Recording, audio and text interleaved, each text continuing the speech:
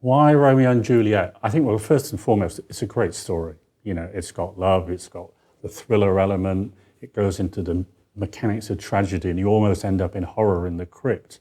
So it is a great story, but I think, I don't know if you agree, Richard, it's much more than a love story. It's often portrayed as being a love story, but it's a lot more than that. Yeah, when I heard that it was going to be Romeo and Juliet, I wasn't immediately thrilled. There's so many other Shakespeare plays that I thought David would tackle, but actually when I looked at it, I completely understood what you just said, and I've seen it on stage, and I haven't seen the scope that you found in your writing in a stage play, because there's so much of the offstage world that you explore. But yeah, that's one of the things that I found thrilling about your adaptation. I was told very firmly when I was starting to write this, don't think you're writing it for Richard Armitage. We know he did a great job on Hamlet, but he's a busy guy and he's all over the world. We don't even know if he'd want to do it or what his schedule is. So I immediately went away and wrote it with Richard in mind, because after Hamlet, why wouldn't you? But equally, more importantly, what I learned a lot from your narration of Hamlet is that when I write these things, I'm not a novelist anymore, I'm a dramatist. So I had to try to think as a dramatist, scene by scene, think of the dialogue, and think of how you would have portrayed it. That's interesting. And I would have been furious if it had been another read. No, you're right though. It's one of the things that makes bells ring for me and makes it resonate for me, is that when I read your adaptation, it has such dramatic context, but it goes further than the cinematic. You know, it becomes a sensual experience, which is one of the things that I really appreciate about what you do. Yeah, there's a great word in German, Kopfkino, which I'm sure since you spent so much time in Berlin, you've probably heard. Kopfkino means cinema of the head. Right. Yeah. And what I'm trying to do in this is create Kopfkino, because the biggest, most powerful special effects machine in the world is the human imagination. Yeah. And if you can persuade the mind to create that movie in the head, you're really going somewhere. I feel so lucky to have my imagination. It was formed through all kinds of different influences, film, music, being read to, and actually narrating is about just tapping your imagination and speaking what you see in your mind's eye, in your Kopfkino. Mm. But it takes a great writer to make that stimulus.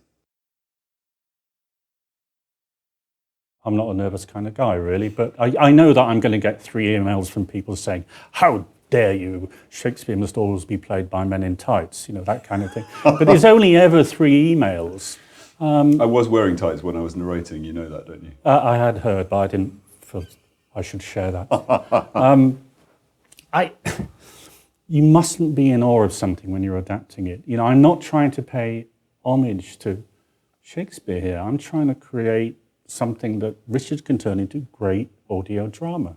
And that's really all I'm interested in, is telling a great story that respects Shakespeare. You know, I haven't turned Juliet into a vampire or a zombie or anything, but I'm not going to feel hidebound by anything that Shakespeare's done, which is why anybody who thinks this goes the way that the play does will be in for a big surprise.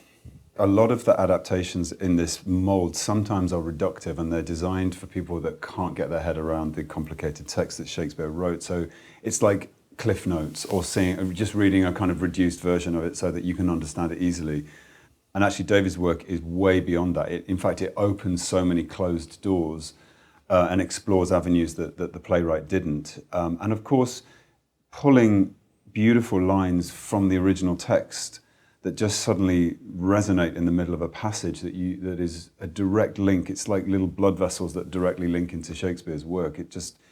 I feel that Shakespeare would be really satisfied and proud of the writing. It has a theatrical feeling to it, because we know we're coming from a theatre source, and it's everything that Shakespeare wanted and then some.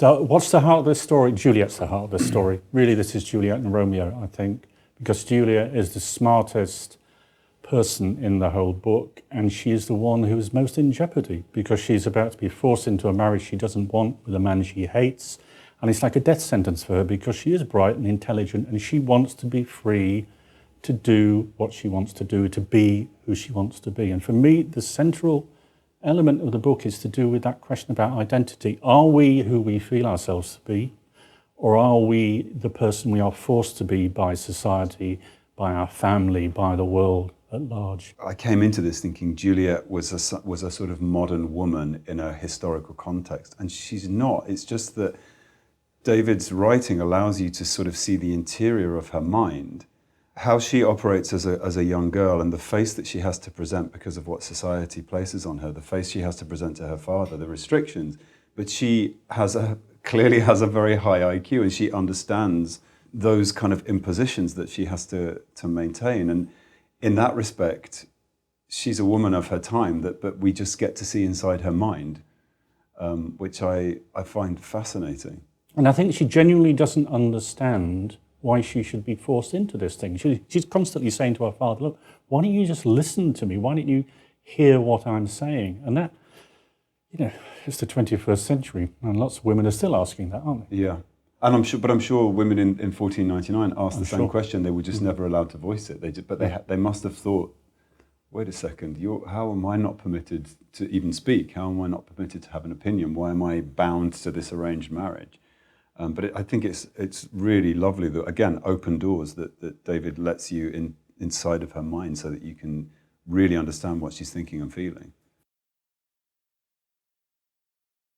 In many ways, this is a new medium in that we're doing storytelling that mixes drama with some of the techniques of fiction. But in another way, this is the oldest form of storytelling there has been. Because if you go back to Homer, he wasn't a writer, he was a poet. He was a narrator, and he performed the Odyssey and the Iliad. And I think that's the kind of experience I'm trying to recreate in this writing, in that it has a narrator figure. There is always a narrator so that you know where you are within the story, but then you have characters who fit in around with the narrator. And it is tricky to write, but I think it's actually been trickier to perform, because the great thing that, one of the many great things that Richard does, is that he brings this experience of being a theatre actor to it. He self-directs himself in ways that I fail to understand, and comes out with a theatrical performance that has absolutely no theatricality in it. There was a funny moment when we recorded in London, because I didn't know David was going to come in and join us to listen. It was about day 3 or day 2, and I'd decided to give the nurse a Brummie accent, and then I was really unsure about whether it would be something that David would approve of. And I remember sort of getting to the nurse section, and I could see David in the other studio through the glass, and I'm thinking, oh my God, please don't be upset about this. I remember that well, because Richard's sitting in this kind of glass booth, and I'm in the director's booth on the other side, and he starts to speak, and I just sat there gobsmacked, because it was as if an entire repertory theatre company had suddenly emerged on the other side of the glass. Not just the voices, but the whole intonation. You got this picture of Verona coming out from the way he spoke, and then the nurse spoke in this very regional English accent. She is a large woman who comes from a fishing village on Lake Garda, speaking in the accent of a Brummie housewife. It's absolutely perfect. You can't just hear her, you can see her, you know she's quite a large woman, you know you wouldn't want to mess with her, but she's funny as well. Actually, I think this is quite funny. There is a lot of fun in this play. This isn't a gloomy tragedy. There's a lot of fun in life, but... well, it's also like, because as you said, and the same with Hamlet, like any opportunity in the middle of tragedy to find those glimmers of sparkling comedy, it's like, well, I'll take them, because otherwise it can be a little serious, and it is a very serious subject. But there's something else I loved about your characterization of Juliet, is the humor that you gave her, her observation and her sense of irony. I think it was really beautiful. I think anybody who's had a teenage daughter will understand how easy it was to write Juliet, because she is that teenage daughter that we all know and love and want to tear our hair out. My daughter is no longer a teenager, but she's going to kill me when she is. Oh, really? She'll recognise herself. But I cannot possibly comment. How do you set the scene? It's really easy. I just went to Verona for a week. It was freezing cold, it was February, it was Verona Carnival. There were people walking around in medieval costume, many of whom had partaken of wine, it must be said. And I wanted to build the set for this story in my head. I went to Mantua as well, because that's where Romeo gets exiled to. I couldn't write a word until I had that world, that stage set in my head. That's very important, because if I can't see it, listeners not going to be able to see it either. So I just did that through going around making notes, reading books, and taking photographs. Why 1499? 1499 is almost the holy year of 1500. It is the beginning of the Renaissance. There are parallels with today in the sense that it's just when people have discovered how to print books. So there is this flood of new knowledge coming on the market, like the internet, which really fires up Juliet and to an extent Romeo. And I don't want to push the parallels too much, but there are other parallels with today. And I wanted this to be a story about young people in a time of hope and danger. And 1499 seemed exactly that, because you had all the wonderful art of the Renaissance coming along. You had books, but you had the Borgia Pope in Rome doing all sorts of nasty things. You had threats of the Turkish Empire coming in from the east who were trying to invade Italy. It just seemed a great, great moment to set it. Well, who doesn't want to listen to that book? As I said before, it's a sensual experience, and I mean that with, you don't just see this with your eyes. It's about how things taste and smell. And I didn't travel to Italy, but I have been lucky enough to go. And I remember going to Verona and stepping out of an air-conditioned car into heat and this incredible fragrance, because it's that bougainvillea that's everywhere. And I have that somewhere deep in my brain, but David's writing just pulls it out, and then you go step forward and describe what it is you're thinking and feeling. So, and hopefully the audience can smell it and taste it too. Shakespeare, drama doesn't have to tell you why very often. It just says this is how it is. And we know that Capulet and Montagues are at each other's throat. There's a vendetta. But what happened? No idea why. So I had to come up with a reason why they hated one another. And what I came up with is to do with the wine industry, which is huge in Verona. And to the east, you have a wonderful grape called Garganega, which is used for wines like Soave, one of my favorite Italian wines. And to the west, you have a lot of planting of a grape called Trebbiano, which is a more common grape. And basically, one of the houses has the monopoly for the Trebbiano grape, the other one has the monopoly for the Garganega grape, and they've fallen out over grapes. And as so often with big arguments, they start over really small things. But I mean, that's part of the practical job of creating a story like this is, you just have to establish that's what caused it, and then you can move on and use it a little bit later on. And now I've got an image in my head of Nurse angrily treading grapes in a huge vat. Which wouldn't take very long. No. Again. Friar Lawrence on stage is often just an old duffer who kind of muddles his way through making very odd decisions that you don't understand why. Again, I had to give him a reason to behave the way he does. So I make him actually a bit younger. He's middle-aged, and his background is formed by a real-life incident in Italian history when hundreds of men were massacred in a town called Otranto. And he survived and became a friar because he wanted to do good in the world. So I think he's a more rounded individual, and he's a bit more resonant than he is sometimes on stage. It's interesting because you have to create that biography for your character. So if you are playing Friar Lawrence, then creating that enables you to play a fully rounded character, which is not necessarily what Shakespeare would have been as interested in. But as writer and actor, that's what fascinates me. As you bring in each character, you start to think, oh, I never saw the character like this before. I'd love to play him. I'd love to play Friar Lawrence now because of what David wrote. I think the character that I enjoyed the most was probably, apart from Juliet, because of the challenge in itself to play a 16-year-old girl with this voice was kind of tricky, and pull it off was something that worried me, seeing as she's the heroine. But I enjoyed Mercutio a lot. I think there's such kind of dark humour in him, and he spends most of the time inebriated. I really enjoyed that bit. But also the wooing scene in the garden, the ability, I mean, the opportunity for me to step into Romeo's shoes and woo Juliet through this incredible poetry or this poetic mind, and then have her kind of face him in quite a surprising way. This is one of the surprising parts of the book, is she doesn't receive the wooing in the way that one would expect. So I really got a huge pleasure out of that.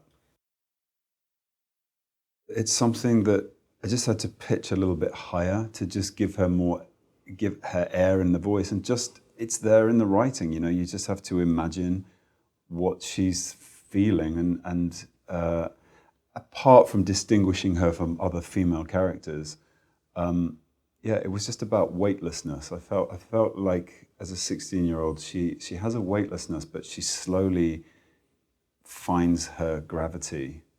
By the end of the piece, she's become a woman, and that was interesting to me. It is really interesting because he manages to portray both the fragility and the uncertainty of her, and this fact that there's real steel down there as well. You know, she is not going to be a pushover in the end, and she is the one who's going to drive that story. Juliet, even in the play, is steelier than she's often thought to be. You know, she isn't that simpering teenager we sometimes think. She does fight back from time to time. You have to remember that Shakespeare had a terrible drawback when it comes to dealing with women, in that at the time it was illegal for women to perform on the British stage. He couldn't use female actors, which means that no woman ever turned around to him and said, a woman would never do that. And I think, I'm sure as Richard knows, in real life acting these days, that probably happens quite a lot. Yeah. That is a real drawback for him. We've had to kind of pay a lot of attention to the female characters and fill them out, sometimes by finding things that are hidden in the text there, and sometimes just by reimagining them. So Juliet is, you know, she is the threatened person in this story. She's the one facing the death sentence, and she's really smart and she knows it. And she's going to do whatever she can to avoid that death sentence. So that kind of, once you realize that starts to shape a character. You can never really apply a modern psychology to the characters. It's always post-Freud, and not that Freud is the benchmark of psychoanalysis, but there is a sense of she's exploring her own mind and in relation to the world around her. And I think that's just infinitely fascinating, beyond the book and beyond the play. But actually, in relation to two of the things that we've talked about, as I was struggling to find that voice, perhaps she is too, because she doesn't want to speak like that. She doesn't want to be weightless. She wants to, you know, be listened to and reasoned with and understood and acknowledged and even seen, because it's as if she's not seen and she's almost invisible. I think they understand what need is, and love comes out of need. From Juliet's point of view, she needs to escape the fate that she's going towards, and Romeo offers an escape route. So, and I think that's in the back of her head because she is a smarty. From Romeo's point of view, he's one of these guys who has to have a girlfriend, and he's failed miserably to get one so far, perhaps because he keeps spouting poetry. But there is need on both their parts, and you know, love will spring out of some kind of mutual recognition of mutual need. Love is an important theme in it, but it isn't puppy love. It isn't just infatuation. It is about a kind of mutual recognition, a mutual like. They obviously enjoy each other's company. She finds him funny. And I don't think she's found many things funny in her life. And he just thinks she's wonderful. So they're kind of well matched in that way.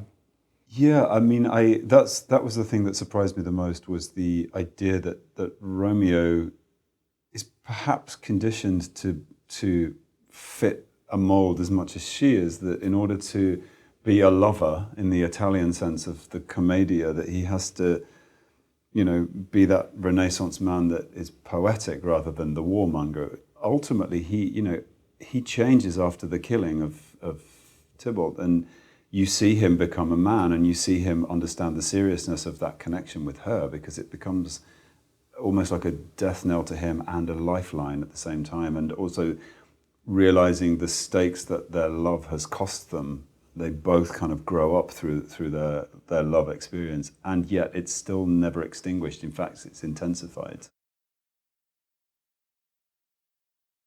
I think the thing, when you listen to Richard performing this, and that word is important, it's not narration, it is performance.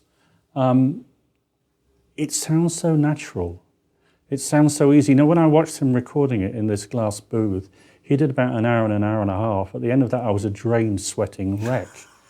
I just wanted to have a nap. And he just walks out, has a sandwich, then goes back in and does some more. He does it so easily. But he makes it very easy for you to fall into this world of 1499 Verona and this story of love and hate and violence and revenge, and perhaps in the end, some kind of escape. Once you start listening to it, it's very difficult to stop.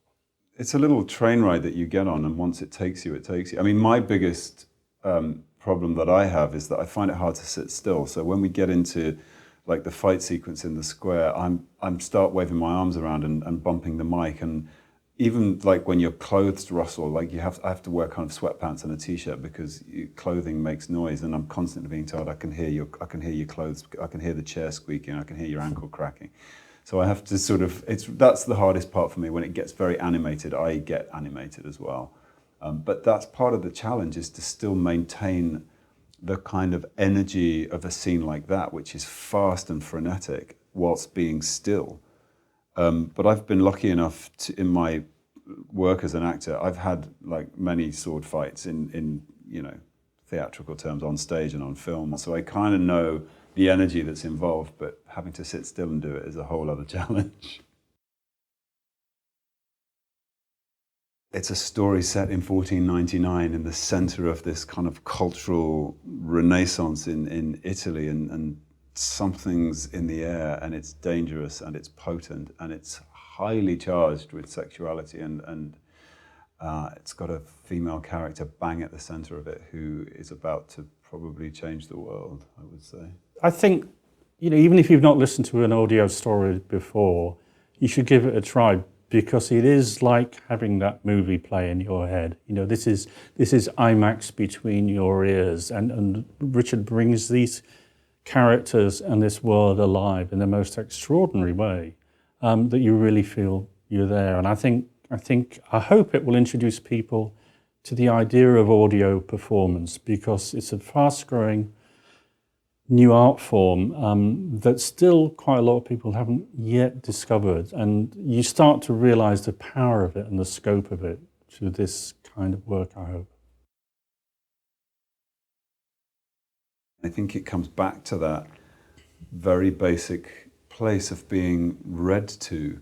I was lucky that I was read to. There's a reason why we're read to, and there's a certain time of the day when we're read to, and it's usually as children we're read to before we go to sleep, because, I mean, I don't know where that ritual comes from, but what happens is that you fall asleep and then you dream and you go into that IMAX of what was the German word you used? Kopfkino. Kopfkino, yeah. I mean, the scope in the subconscious that is stimulated by storytelling like this is, I get it from David's writing. I get my Kopfkino kind of stimulated, and then I just describe what I hear. But it's tapping into something that's sort of culturally very deep, I think. Yeah, I think it's not just writers who should be thinking about this medium. I think people who work in script writers, people who work in film, people who work in the theatre have got as much to contribute, if not more, than novelists, because I'm very aware that the skills I use as a novelist are often useless or even get in the way of this kind of work. I have to put them to one side and think about the script. When I first met Richard, when he was recording it, my first words to him was, this is a script. I have given it to you. It's yours now, and I want him to interpret it. When I write a novel, I'm everything. That's it. It's finished. But I very much want to write a script here that he can take and work his magic upon. And that is not what being a novelist is about. So I'd say to people in film and TV and theatre, think about this just as much as I would anybody who's writing novels.